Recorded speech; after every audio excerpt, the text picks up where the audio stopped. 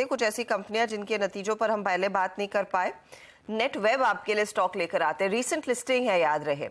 और पहले शेयर दिखा दीजिएगा कहां पर ट्रेड कर रहा है, क्योंकि नतीजे मुझे याद है ये क्वार्टर के ज्यादा कुछ खास अच्छे नहीं थे। रेवेन्यू में दबाव बनता दिखाई दिया था, करीब 14% तक का। प्रॉफिटेबिलिटी में भी थोड़ी सी डीग्रोथ ही नजर आई थी अगर आप देखेंगे क्वार्टरली आधार पर। और नेटवेब 817 के आसपास ट्रेड करता हुआ, मार्जिन्स में इंप्रूवमेंट जरूर देखी गई।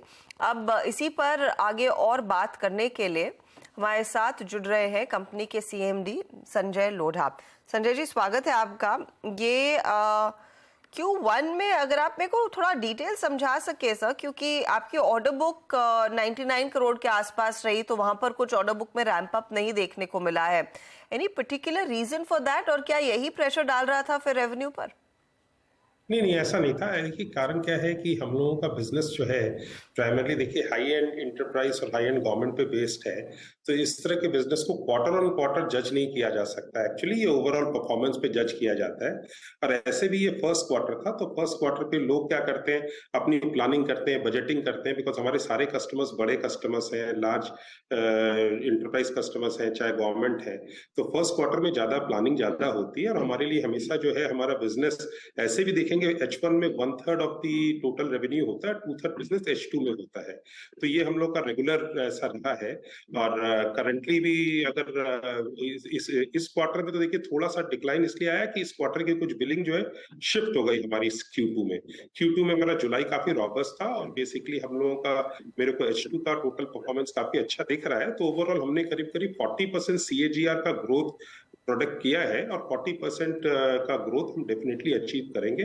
We are completely clear about it. Because देखेंगे अगर आप, तो कितने सारे बहुत अच्छे बूस्टर्स हैं। जैसे कि अभी गवर्नमेंट की जो DGFT का जो नोटिफिकेशन आया है, जिससे बेसिकली इंपोर्टेड गुड्स के, इंपोर्टेड जो मशीनें हैं उसके ऊपर उन्होंने बैन लगाया है। तो that is a really big booster for us. वो हम हमारी जैसी कंपनियों के लिए, हमारे अडॉप्शन के लिए प्रोडक्ट्स में काफी हमारे को फायदा देगा। दूसरा क्या, AI का जो अडॉप्शन हो रहा है, चाहे जिस तरह से लार्ज लैंग्वेज मॉडल्स का अडॉप्शन जो हो रहा है, मैसिव कंप्यूट का अडॉप्शन है। तो basically we are seeing lot of traction around this, और काफी रॉबस्ट हमारी पाइपलाइन है। दूसरा क्या, देखिए ऑर्डर बुक की आपने बात करी, ऑर्डर बुक के ऊपर हम लोगों का मतलब कैलकुलेशन चलता नहीं है। हमारा क्या, ऑर्डर बुक की जो साइकिल है ना, वो बड़ी शॉर्ट साइकिल है। बिकॉज क्या होता है, ऑर्डर बुक बिल्ड होती है और ऑर्डर बुक 6 से 12 हफ्ते में बिल आउट हो जाती है। इसलिए ऑर्डर बुक आप जो 100 करोड़ देखेंगे, 100 करोड़ हो सकता है अगले एक महीने में, 1.5 महीने में, 2 महीने में बिल आउट हो जाएगा।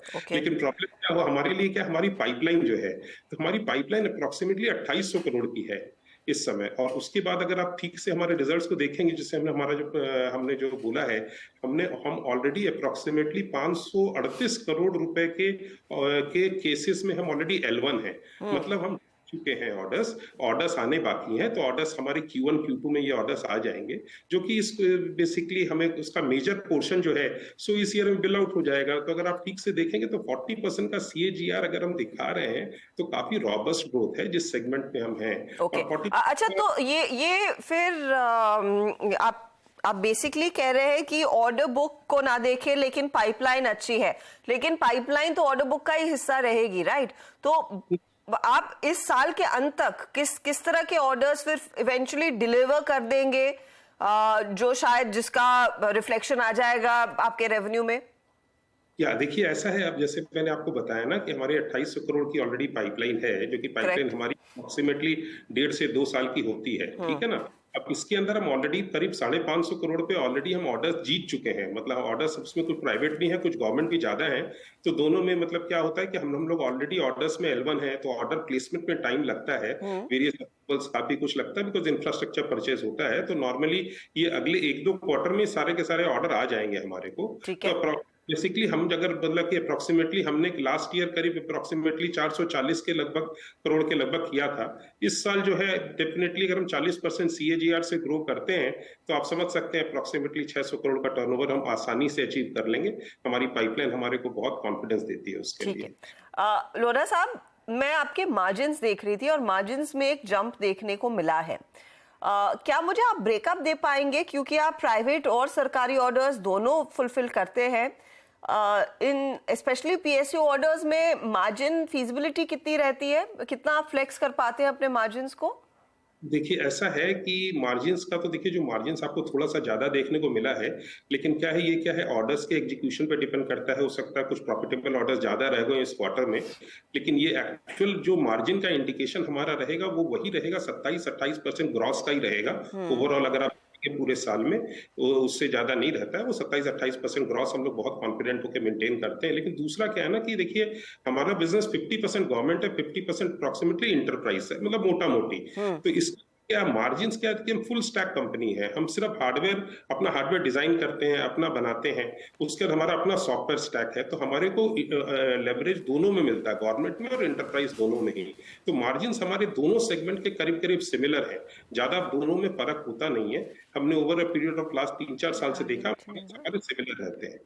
अच्छा, एक चीज जो आप वो डीजीएफटी नोटिफिकेशन की बात कर रहे थे जहां पर क्लियरली इंपोर्ट रिस्ट्रिक्शन सर्वर्स पर आ रहे हैं, कितना आपका रेवेन्यू कंट्रीब्यूशन राजली सर्वर्स के जरिए आता है?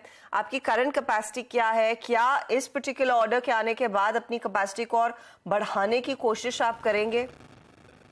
देखिए ऐसा है कि हमारे जो भी सॉल्यूशंस हैं प्राइमरली, देखिए हम लोग बॉक्स सेलर नहीं है, हम लोग प्राइमरली कंप्यूटर क्लाउड और बेसिकली एआई के जो high and systems and workstations इस पे फोकस करते हैं।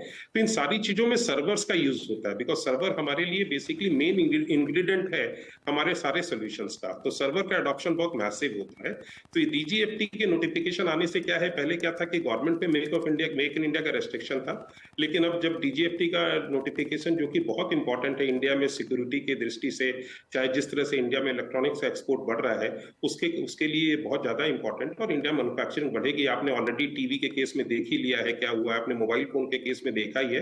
तो गवर्नमेंट का बहुत पॉजिटिव मूव है इसको ये करने के लिए। तो बेसिकली इससे actually definitely we are also, हमारी कैपेसिटी हमारे पास, तो हमारी कैपेसिटी से ज्यादा कैपेबिलिटी की जरूरत पड़ती है।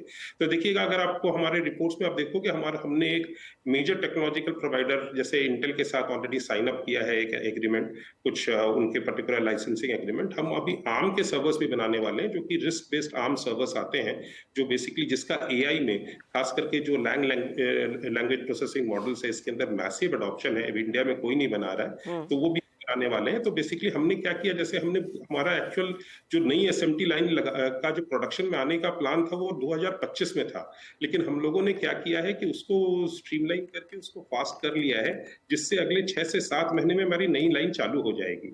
तो बेसिकली हमारी कैपेसिटी से ज्यादा कैपेबिलिटी की जरूरत पड़ती है, क्योंकि बिकॉज जिस तरह के हाई एंड सर्वर्स हम बनाते हैं उसके लिए हमारे को हमें कैपेबिलिटी का इन्हांसमेंट करना पड़ता है, वो हम लोग बहुत जोर शोर से कर रहे हैं। एंड हम लोग पूरी तरह से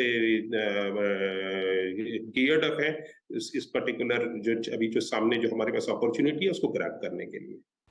ओके, बहुत बहुत शुक्रिया and all the very best mister Lodha. Sanjay Lodha company के चेयरमैन और मैनेजिंग डायरेक्टर, Q1 के डिटेल्स देते हुए, और H2 को लेकर ज़्यादा कॉन्फिडेंट है, और जो कंपनी ने इनफैक्ट 40% तक की CAGR ग्रोथ रीइटरेट की है वो हासिल करेंगे साल के अंत तक। फिर से स्टॉक में हल्का सा रिकवरी आई है इस कॉन्वर्सेशन के बाद। चलिए वक्त हो रहा है एक ब्रेक का, ब्रेक के बाद जायजा लेंगे जो नए ट्रेड्स हमारे जानकारों ने जोड़े उसका कितना फायदा इनके पोर्टफोलियो में मिल रहा है।